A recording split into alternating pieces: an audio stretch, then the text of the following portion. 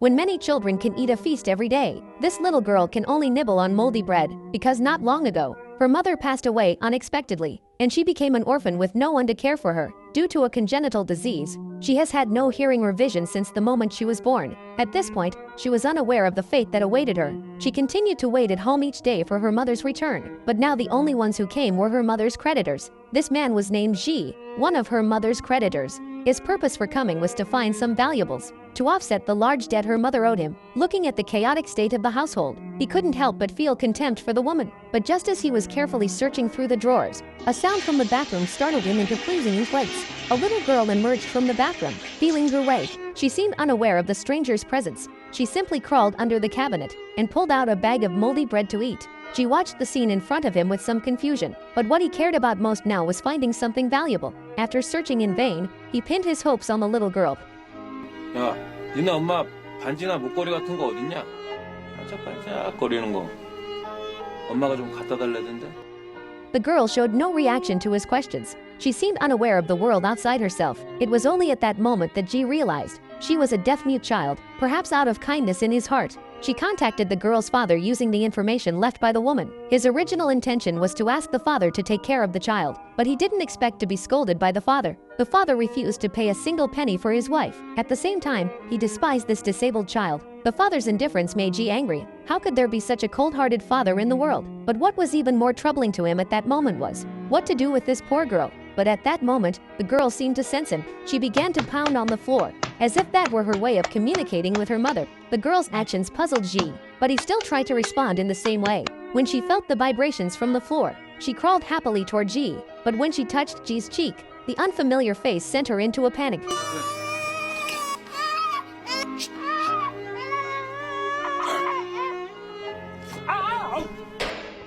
Perhaps the girl's reaction was too intense, as the neighbors heard the commotion in the room. When Ji opened the door, he realized that the woman was the landlord. She mistakenly thought Ji was the tenant's new boyfriend, so she began scolding him to pay the overdue rent. 그리고 지방골이 이게 뭐야? 죽고 생각해서인데 그냥 당장이라도 내쫓고 싶다.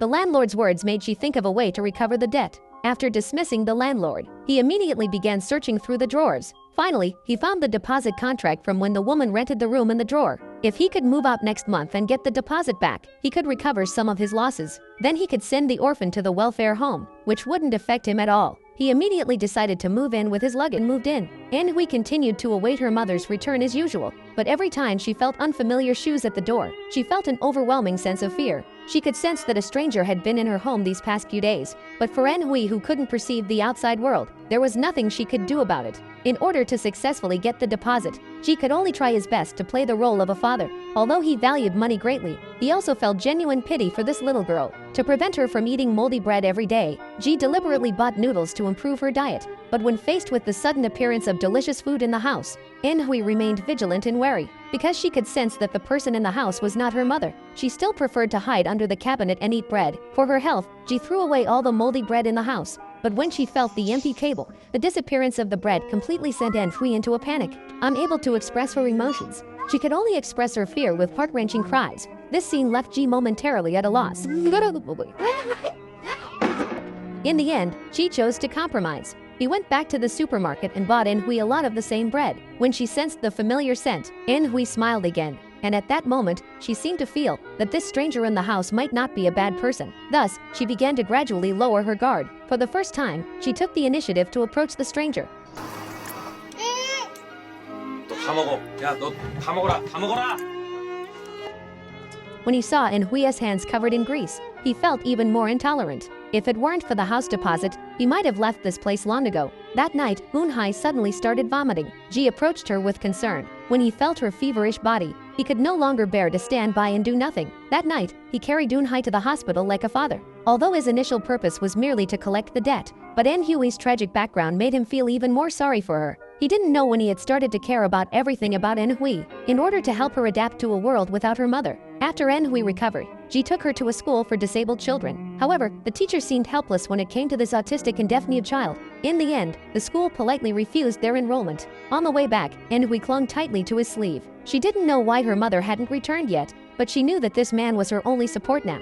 Ji gently took her small hand He felt an indescribable pain in his heart for En-hui's fate. He knew he couldn't take care of this child forever, but he still wanted to do something for her. The relationship between the two will become deeper and deeper as time goes by. Being a long time together, he gradually developed feelings for the poor little girl. To help En-hui, she bought a large number of Korean language model toys. He planned to teach her to recognize characters and communicate through touch. Although En-hui had a congenital disability, but she was a very intelligent child. Whenever she drew symbols in her hand, she could always accurately find the correct characters in the models. This made she very happy. He believed that this would definitely help Eun-hai in her life. However, the arrival of a group of court officials soon disrupted their warm relationship. This was because En-hui's mother had accumulated a huge debt. The court officials had come to seize her belongings. This time, Ji was torn. Not only would he not be able to get the deposit for the house, but En-hui might also be forced to move out of here. However, the troubles didn't end there. Due to his poor performance, he was fired by the company 2 days later. This series of blows left him in the worst mood possible. When he returned home, En-hui had been waiting for him at the door since early morning. Seeing En-hui made him even more heartbroken. Now he didn't even know how to live his own life. How could this orphan, with no one to rely on, survive? That night, Ji couldn't sleep. He idly flipped through En-hui's mother's phone.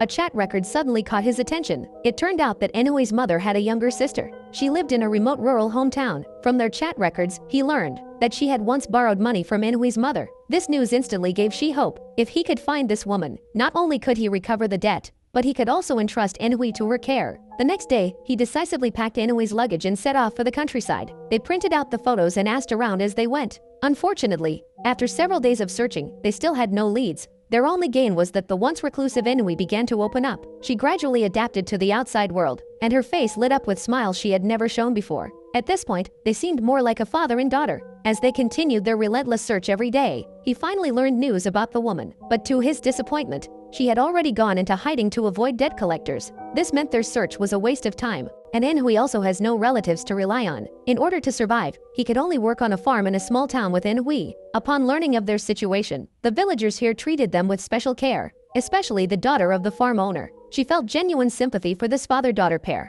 They often played together, and under the sunlight, she took a series of beautiful photos of them. This life was peaceful, seemingly allowing them to forget the pain brought by their fate. But unfortunately, misfortune still did not spare them. One day, a group of strangers with menacing expressions found their way here.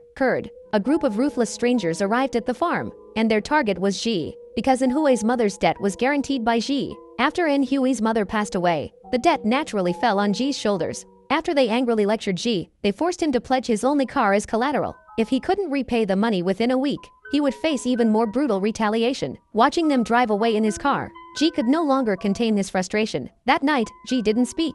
He didn't respond to En-hui at all. En-hui curiously reached out to touch his face. When she felt the scars all over Ji's face, the familiar feeling reminded her of when her mother was beaten by her father. She could feel Ji's pain. She gently blew on Ji's scars. At this moment, she had already regarded Ji as her only family. Feeling the love of this pitiful child, she choked up and couldn't breathe. She was so obedient and sensible, but now he was completely unable to take care of her. The next day, Ji made a decision. He decided it would be better to send En-hui to his father. Even though her father was a scumbag, it was better than letting En-hui live a nomadic life. But when he met the man, Ji underestimated how disgusting his father was. He refused to take care of En-hui without hesitation. In his heart, En-hui is not as good as a pet. The other party's attitude made Ji feel extremely disgusted. He didn't even want to look at this man. Even animals know how to love their children, but this man was worse than an animal. Ji struggled with this decision for a long time, but in the end, he decided to send En-hui to an orphanage. He knew that his situation would not be able to provide En-hui with a future, and he was afraid that he would cause her more harm. Ji sadly processed her admission paperwork and gently handed her her favorite bread.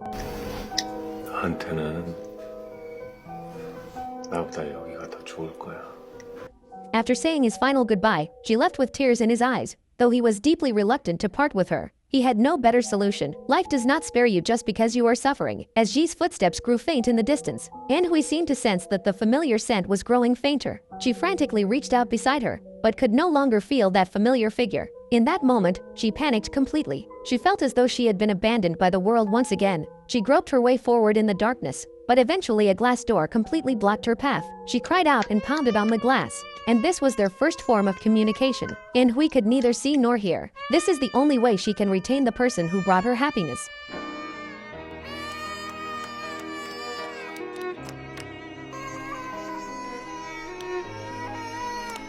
Ji hadn't gone far, because En-hui was also a bond he couldn't bear to let go of. Although he had met An Hui as a debt collector, he had gradually come to regard her as his own daughter. An Hui's helpless cries pierced him like steel needles. He gently wiped away the tears from her face. At that moment, he made a decision. He would never let her bear the loneliness of the world alone. And An Hui responded to him with the few words she had just learned.